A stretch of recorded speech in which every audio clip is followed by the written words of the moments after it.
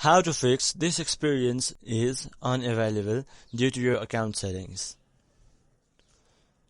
So hello viewers and welcome back to our YouTube channel, and in today's video I will be teaching you guys the fix to this experience is unavailable due to your account settings. So without delaying any further, let's get started. So first of all, open your Roblox application itself. Then here on the bottom right corner you can see three dots named more. Simply click onto it. Then here scroll down a bit and then here you can see an option named settings. Simply click onto it. Now here simply click on parental controls. Then here wait for a few seconds.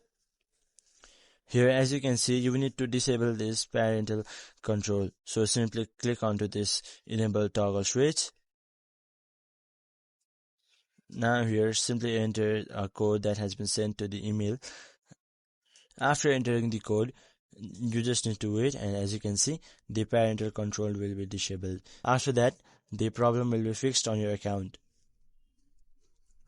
So in this very simple way you could fix the problem that you are facing. So hope this video was helpful for you. Until the next video, bye bye and take care.